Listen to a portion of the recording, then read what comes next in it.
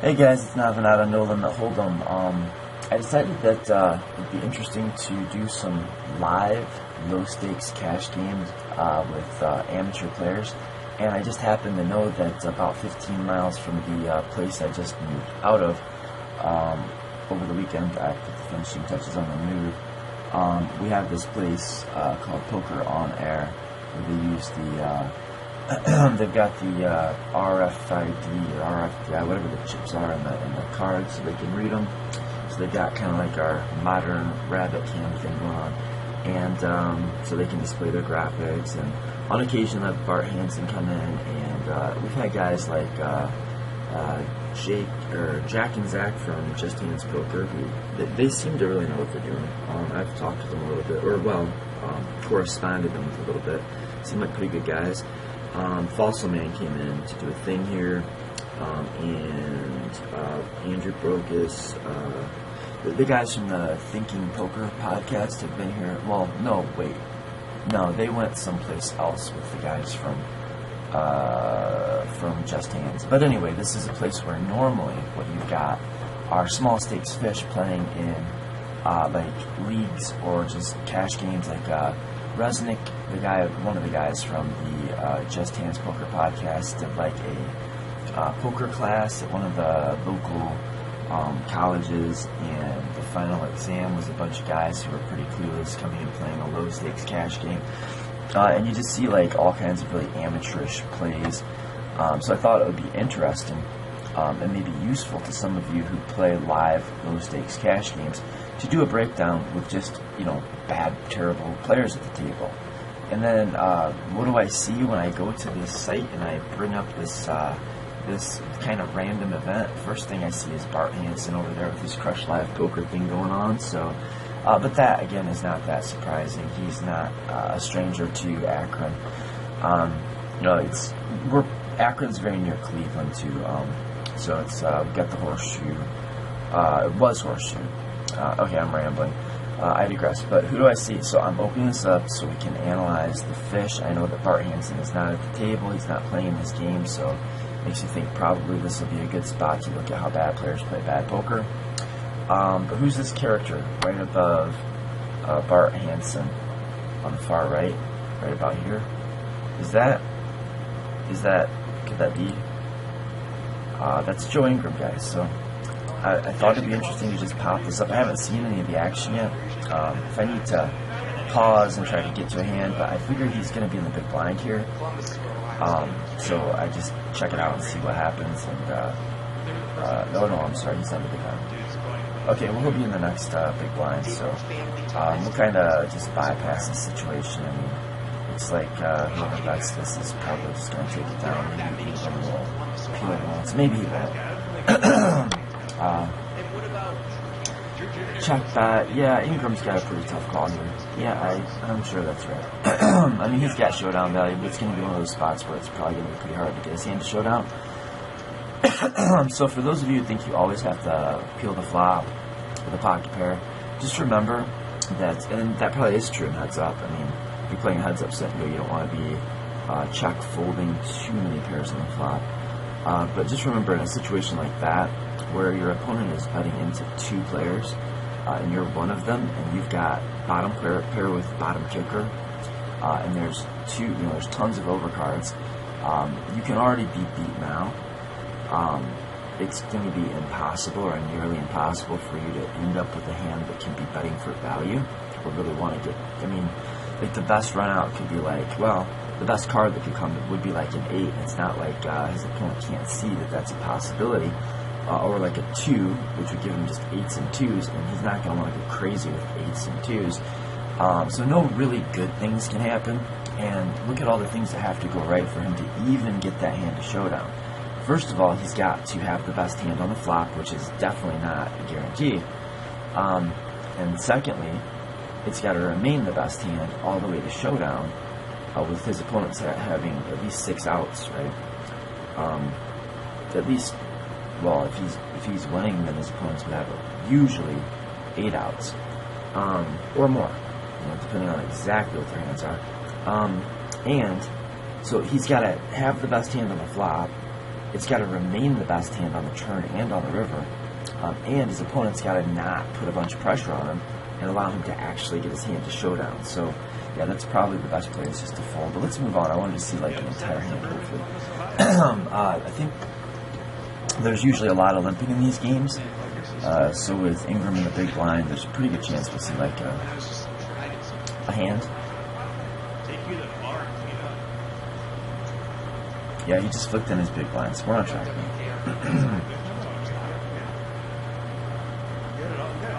Okay, so under the gun, they're playing 2-5 by the way. Queen 6 is a pretty clear fold. She does, right? Yes. +1 folds, ace 5 suited. I think we can come in for a raise at under the gun +2 against reasonable players. Basically, whether I like this as an open fold or an open raise. Usually I'm going to open raise this. But if I'm in one of those games where the standard raise size is like 5 times the big blind, then probably we can just throw this away. Unless we want to develop some kind of a limping range, which I don't think is, it's not what I would try to do. I know some better players will do that if the range is in early position, but I don't think it's, I just think it's too complicated and too sketchy. Like, it may or may not be okay. And even if it is okay, you're going to have to like balance it perfectly, and it just makes things complex without probably adding a ton of upside.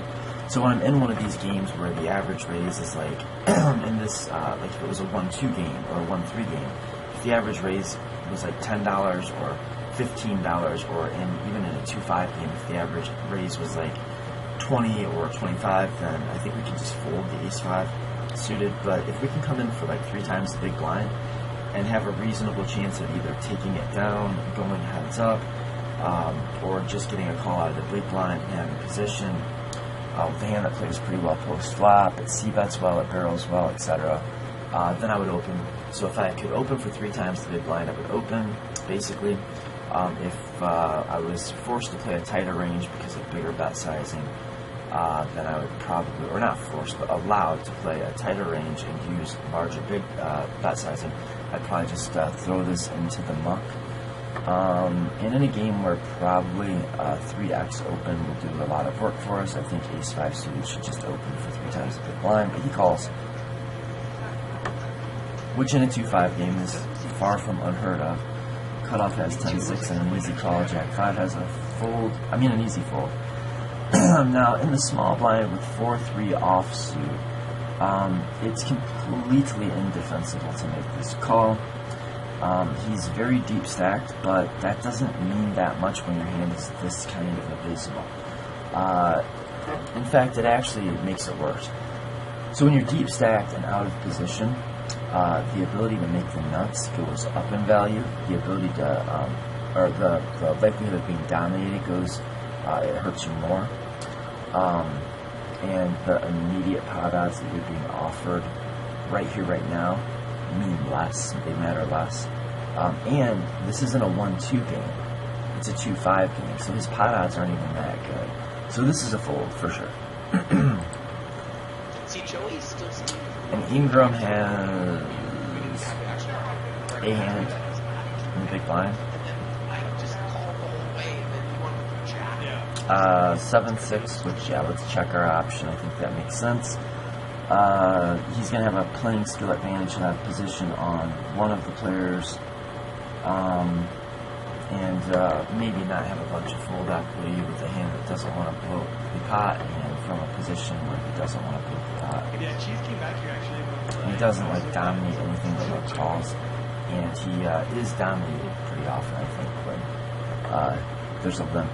He raises and he gets called. It'll be like pocket 8s, pocket 7s, ace-7 suited, ace-6 suited, maybe like 8-7 suited, 9-7 suited. So there's just a lot more hands that are going to have him in really, really bad shape. Plus he's out of position against the pre-flop open limper. So the flop comes out 10-2-2. Nobody raised pre-flop. And I really think this is a spot where Ingram could just elect to lead. He's got no showdown value to speak of. He reps it 2 harder than anybody else at the table. So once Maverick checks to him, then now he's got all the twos. Okay, so I'm actually going to call this a mistake. I think this is a spot where Ingram should just take advantage of the fact that his range is super weak. You know, his pre-flop range is capped, but it's not bound. He can have every two, and the small blind's not supposed to have a lot of twos, and the open limper is supposed to have exactly pocket twos only, but there's exactly one combo of that. So I think Ingram should be betting here, expecting to take it down a lot, expecting that when he does get called, he's going to be getting called by a draw or a weak hand like an ace high or some kind of pocket pair that he can barrel off at some point in future streets. And I think that he's the only player that can credibly rep every combination of 2x, and even ace-2, all the way down to 3-2, maybe even pocket 2s. So I think he's got a major range advantage, and I think he should be betting here. Plus he does have some equity, you know, like if he gets floated or called by ace-high or like pocket 3s, 4s, or 5s, he'll have like overcards, backdoor draws, or like live cards against ace-high. So I think this is a very trivial bet, and I'm surprised to see him not making this bet. So when it checks over to ace-5, I think ace-5 has a trivial check back. By the way, I think the small blind could have just gone ahead and bet. There's some things that can happen run-out wise, like it could come like a 5 and allow him to barrel. He has like a weak backdoor flush draw, weak backdoor straight type stuff. I mean, any kind of like a 3, an ace, a 5. I mean, I guess he's got a 6, a lot of ways to bink gut shots, and he can rep 2s, especially if players have played with him long enough to know that he will flick it into the small blind with 4-3. Then he may have almost as many 2x combos as Ingram. He won't have as many. But for sure, once he checks, Ingram has the green light to go ahead and make a wager here. But ace-5, I think, is a clear check back in this situation. If you bet here, you're not getting called by any worse hands, and you're not going to get anything better to fold. So this is, betting here would be like the definition of just setting money on fire. So let's, with ace-5 suited here, let's just check back and take a look at a turn and see what happens on the turn. So pre-flop, the only person that played their hand right, in my opinion, was Ingram. And on the flop, I think Ingram was the only player that really kind of botched it. Small blind could have led, Ingram should have led, and ace-5 should have checked back, and did check back. The turn card comes out, it's a 7. And now, I mean, I think that the 4-3 has no showdown value. No one has shown any real interest in this pot. The player in the small blind can definitely have 2s. We would expect that Joey Ingram would have bet his 2s, and we would expect that Darren Harris does not have any 2s, or really many 2s. So, you know, he'd have like pocket 2s for quads that might have bet on the flop, might have checked back, but that's one combo. We're just not going to worry about that. So I think here small blind should stab. I think in this $15 pot, you should just pop a $10, flick a $10 bet in there and just see if it gets the job done. Planning on barreling some rivers. And when the 7 has hit and Ingram makes what is almost certain to be the best hand, I think he should be value betting very small here. If I'm Ingram, I'm going to try to value target like small pocket pairs, because I think pocket 8s plus are going to bet the flop, right, most of the time. So we can value target 3s, 4s, 5s might not bet. We can value target ace highs, especially. Well, and we can definitely value target a tremendous number of flush draws that may have checked back. I could see a lot of these low stakes players checking back a flush draw. I wouldn't recommend it necessarily, but I mean, I think that we would expect that Maverick would have led his flush draws either on the flop or definitely on the turn. So he probably doesn't have a lot of them, but he's probably just going to have air that we're not going to have a, you know, like the only way I can see, excuse me, the only way I can see this being a really good play from Ingram is if he knows something that I don't know about these players, which is more than possible. He's been playing with them. If he knows that Harris is very, very likely to stab this once it checks through again, then yeah, I can see just using your hand as a bluff checker, or a bluff catcher. And if he knows that either of these players would definitely bet their draws in this spot, then yeah, you may as well just let them bet their draws. And if he doesn't think he can get called by ace high, but he thinks maybe ace high will stab, you know, if all of those things are true, then I guess we can use our hand as a bluff catcher. It's definitely close, but I think we've got enough value targets in flush draws. We've got overcards that could float us, or that we just really don't want to free roll the turn. I mean, if both of these guys have some number of overcards, which is not at all unlikely, I mean, you'd expect that. There actually is only one overcard. You can't know that, and you shouldn't think that. So if your opponents have something like, on average, 3 overcards for 9 outs against you, if your opponents have like 9 outs against you, and then if there's no real upside, then you may as well fold that equity out. If there's no upside, like if you're not going to induce a bunch of bluffs or light call downs on the river, then you may as well just fold that equity out.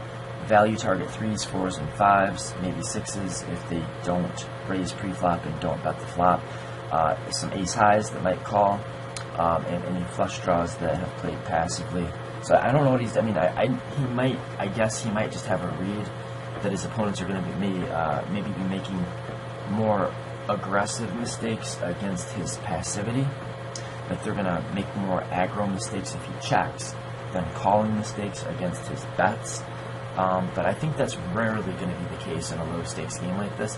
Maybe he's just used to playing with more aggressive players, less passive players. But, I mean, these guys have given every indication of being very weak passive so far. They both limped in pre-flop, and neither of them stabbed the flop. So I don't know why we'd be forming the opinion that our best course of action is to check our pair of sevens here. I actually just think it's kind of bad. I'm just trying to be nice to Joey because he's probably better than me. I don't know. He just he was having fun goofing off, and yeah, maybe he just, I don't know. I've never actually seen him play before, but he's definitely in the crowd. You know what I mean? I'd love to hear his explanation as to why, but I think betting is superior. And the check back, I think, makes plenty of sense here from Darren Harris. Okay, and now, I think, and this is one of the reasons. This is just one. I mean, I guess it's being sort of results oriented, but now what the hell is Ingram gonna do? I mean, he's got the best hand. He should expect that he's probably got the best hand pretty often, but nobody else can have anything, and the board's already ran out, so they don't even have any equity. There's no draws that they can pay him off with. He might get a crying call from an ace high, but he could have got that call on the turn if he can get it now, I would think. So I don't even know how he should play this. I think he should have bet the turn and not have to worry about this. Maybe Darren calls him, and then he can have a better idea of how to play on the river. Or maybe, everybody folds and he just takes the pot down. But now we have no more opportunity to get value from flush draws.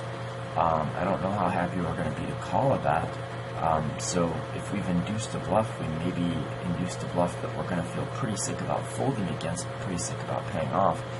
I guess maybe he just has to bet for thin value here and hope his opponent has a sticky king high or some kind of an ace high that can give him some value.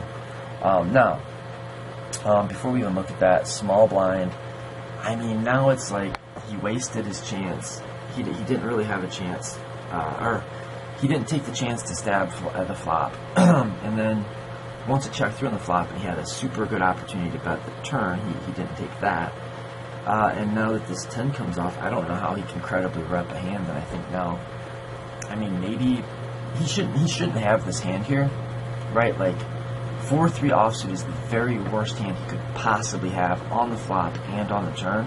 He's literally playing the board and has no, if he has 4 high, you can't have a worse hand than 4 high on the flop. It's literally impossible, right?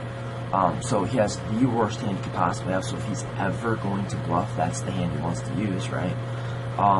And when the turn card comes off, same thing, and he missed a golden opportunity to bluff again. Now he gets to the river at the dead bottom of not only his range but anyone's range, just fully playing the board.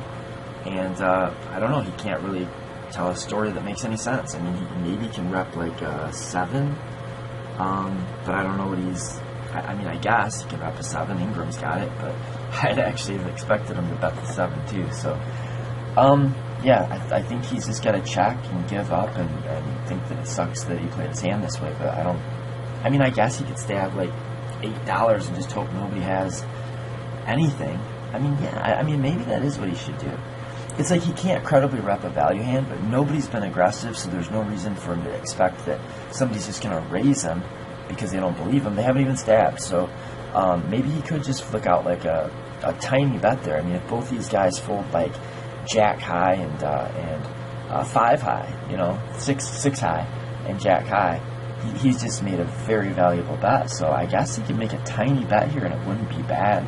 Even if you bet $5 just to get rid of the total garbage in his opponent's ranges, that might be better than just giving up. That might have a positive EV.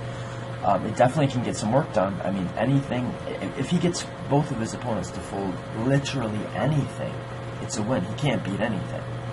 And as long as he knows they're not going to exploit him for having an imbalanced range and not telling a good story, you know, like, it doesn't make sense for him to have a lot of hands here. But you never know. These live, low-stakes players, they could be playing it 10 this way, just not really knowing if they should have bet the turn with it. Maybe like a weak 10 could make sense. He could maybe plausibly rep that. Or traps, like he could maybe have pocket 2s, you know. Yeah, I mean, if I'm Joe Ingram, I'm probably not going to fold to a small bet, but he doesn't know that Ingram has a pair, so I like a bet here out of him. And I think he can go on the small side even, and maybe just try to kind of stick to the story that he's trapping and try to suck like a little bit of value. Or he could go for the big bet and just rep like a slow played 10 or a weirdly played 10 or slow played 2s. Joe Ingram, once this guy checks, I think actually has an interesting decision between checking and betting. So first, let's see what Maverick does. I'm assuming he's just going to give up. But yeah, okay. He gives up. Okay, so once he checks, what should Ingram do? I think he's in a tough spot. I think he's in an interesting spot. I think he put himself there. So the question he's got to ask himself is, will he get more money by calling, or I'm sorry, will he make more money by betting his hand or by checking his hand? Obviously, right? So if he checks, does he induce more bluffs? Or if he bets, does he induce more calling mistakes? And I guess if we hope that Darren Harris kind of knows what he's doing a little bit, we can probably think he's got a lot of ace high in his range and go for the value bet. And you know, neither, well, Darren Harris is the only important one, I guess, here at this point. And Darren Harris has not given us any reason to believe that he is aggressive. So if we were playing against a more aggressive player, checking and calling would have a lot more merit. But if he understands showdown value, then he's going to get here with a bunch of ace highs. And if we size our bet correctly, targeting the ace highs and like pocket pairs that are, I mean, you know, pocket 3s, 4s, and 5s and 6s, they still beat air. You know, they still beat ace high. Yeah, so Ingram should be betting here. I think Ingram should bet. I think in game it looks really close, like between a check call and a bet fold, but I think betting for sure. Yeah, so I would like to see Ingram bet like $10 here, expecting pocket pairs never to fold and to get called by an ace high pretty often, and also expecting Darren Harris's range to look an awful lot like 3s through 6s and pocket ace or in ace X. Yeah, like that should be all he ever has here. Yep, let's go for the bet. Let's go 10 into 15 and call it a day. You know, we did have some excitement. I'm a little bit confused. I didn't see the bet. Did he bet? Let's back it up a tick.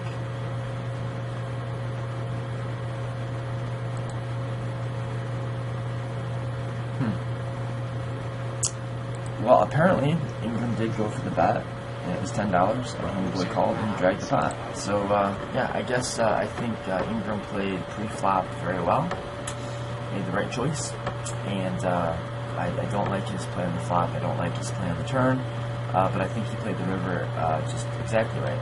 And yeah, that might have been the decision that I might have botched in game. I wouldn't have got there. You know, I probably would have bet the flop. I definitely would have bet the flop or the turn. So I hope you enjoyed this video of me, I don't know, like kind of talking shit about Ingram. No, I'm not. I mean, oh, another thing, guys, this is from 2 years ago. You know, so that does matter. I mean, things change quickly in a couple of years, and he's probably in this tiny little game, and it's a 2-5 game. He's probably here for Bart, I would imagine. Maybe they're buddies, and he's doing him a favor, and maybe he's even kind of not trying to, you know, just really go after it here, but he's really just maybe trying to have a good time. But, you know, we can't assume that when we're analyzing hands from a strategic perspective. So, strategically, on board with the pre-flop call, or check rather. I'm not really sure about the flop check. I prefer a bet, but whatever. You know, he might have his reasons. You know, things that I couldn't know about his opponent. On the turn, I just think he has to bet. You know, it's time to he's got to be done with whatever else he was thinking. It didn't work, just bet. And on the river, when he gets there, yeah, 10 into 15 seems perfect, and that's exactly what he did. Yeah, so until next time, guys, Navonod on Navonod. Hope you enjoyed the video. Leave your comments in the comment section if you're interested in coaching. dondoust@gmail.com is my email address. You can hit me up there, or just leave your coaching questions and requests in the comment section. I just took on another coach, so I'm up to 4 on my roster right now that are kind of either active or look like they're probably going to be or potentially going to be active. I'm not going to be able to keep more than like 4 pretty active and maybe a couple of somewhat active people on the roster. So if you're interested in getting some coaching, try to let me know that pretty quick. I think not this week, but moving into next week, I'm going to kind of lock down with probably 3 or 4 guys that I've got at that point, and I'm just going to, you know, say, look, this is the prices, but this is just for you guys.